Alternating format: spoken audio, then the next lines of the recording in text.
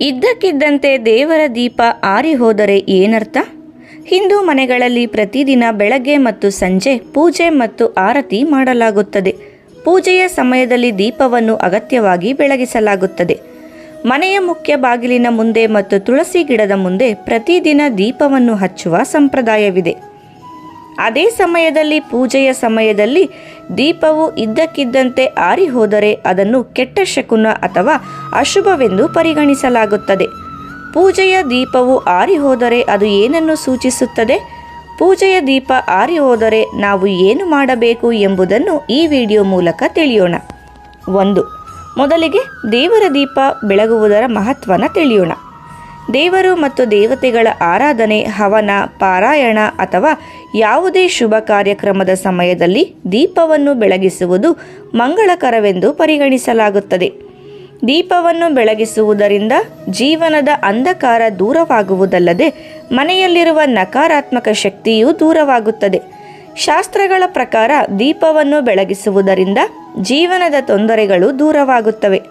ಅಲ್ಲದೆ ವಾಸ್ತುಶಾಸ್ತ್ರದಲ್ಲಿ ದೀಪವನ್ನು ಬೆಳಗಿಸುವುದರಿಂದ ವಾಸ್ತುದೋಷಗಳು ದೂರವಾಗುತ್ತವೆ ಎಂದು ಹೇಳಲಾಗಿದೆ.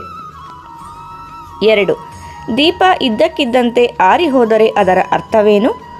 ಪೂಜೆಯ ಸಮಯದಲ್ಲಿ ದೀಪವನ್ನು ನಂದಿಸುವುದು ಅಥವಾ ಆರಿ ಹೋಗುವುದು ಸಾಮಾನ್ಯವಾಗಿ ಕೆಟ್ಟ ಶಕುನವೆಂದು ಪರಿಗಣಿಸಲಾಗುತ್ತದೆ. ಪೂಜೆಯ ಸಮಯದಲ್ಲಿ ದೀಪವು ಆರಿ ಹೋದರೆ ಅದು ದೇವರು ಮತ್ತು ದೇವತೆಗಳು ನಮ್ಮ ಮೇಲೆ ಅಸಮಾಧಾನಗೊಂಡಿದ್ದಾರೆ ಎನ್ನುವುದರ ಸೂಚಕವಾಗಿದೆ. ಇದರರ್ಥ ಪೂಜೆ ಪೂರ್ಣಗೊಂಡಿಲ್ಲ ಹಾಗೂ ಪೂಜೆಯ ಪೂರ್ಣ ಫಲ ನಿಮಗೆ ದೊರೆಯುವುದಿಲ್ಲ ಎಂಬುದಾಗಿದೆ. ಇದಲ್ಲದೆ ದೇವರ ಮುಂದೆ ನೀವಿಟ್ಟ ಬಯಕೆಯು ಈಡೇರುವುದಿಲ್ಲ ಎಂಬುದಾಗಿದೆ. ಓರ್ವ ವ್ಯಕ್ತಿ ಶುದ್ಧ ಮನಸ್ಸಿನಿಂದ ದೇವರನ್ನು ಪೂಜಿಸದೇ ಇದ್ದರೂ ದೇವರ ದೀಪ ಆರಿ ಹೋಗುತ್ತದೆ. 3. ದೀಪ ಇದ್ದಕ್ಕಿದ್ದಂತೆ ಆರಿ ಹೋದರೆ ಹೀಗೆ ಮಾಡಬೇಕು. ಪೂಜೆಯ ಸಮಯದಲ್ಲಿ ದೀಪವು ಆರಿ ಹೋಗಲು ಗಾಳಿ ಅಥವಾ ಬತ್ತಿಯಲ್ಲಿ ಸಾಕಷ್ಟು ಪ್ರಮಾಣದ ತುಪ್ಪ ಅಥವಾ ಎಣ್ಣೆಯ ಕೊರತೆಯಂತಹ ಇತರ ಕಾರಣಗಳೂ ಇರಬಹುದು.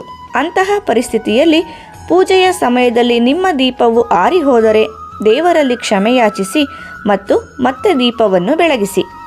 ದೀಪದಲ್ಲಿ ತುಪ್ಪ ಮತ್ತು ಎಣ್ಣೆ ಸಾಕಷ್ಟು ಪ್ರಮಾಣದಲ್ಲಿ ಇರಬೇಕು. ಇದರಿಂದ ದೀಪವು ಮತ್ತೆ ಆರಿ ಹೋಗುವುದಿಲ್ಲ ಎಂಬುದನ್ನು ನೆನಪಿನಲ್ಲಿಡಿ.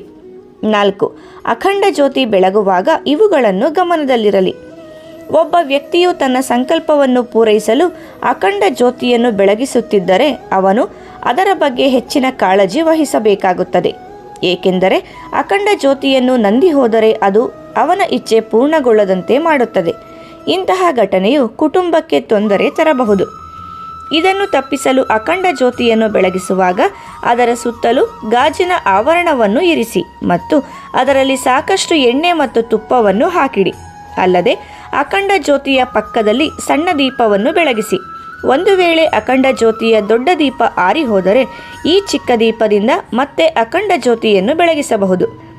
ನಾವು ಮಾಡುವ ಪೂಜೆ ದೇವರಿಗೆ ಹಿಡಿಸದೇ ಇದ್ದಾಗ, ಯಾವುದೋ ತೊಂದರೆಗಳು ಎದುರಾಗುತ್ತಿರುವಾಗ, ನಾವು ಬೇಡಿಕೊಂಡ ಆಸೆಗಳು ಈಡೇರಲು ಸಾಧ್ಯವಿಲ್ಲ ಎಂದಾಗ ದೇವರ ದೀಪವು ಆರಿ ಹೋಗುತ್ತದೆ.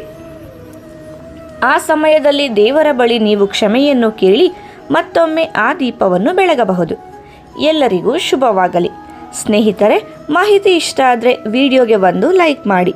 ಇದೇ ರೀತಿ ಉಪಯುಕ್ತ ಮಾಹಿತಿಯೊಂದಿಗೆ ಮುಂದಿನ ವಿಡಿಯೋದಲ್ಲಿ ಭೇಟಿಯಾಗೋಣ. ಧನ್ಯವಾದಗಳು.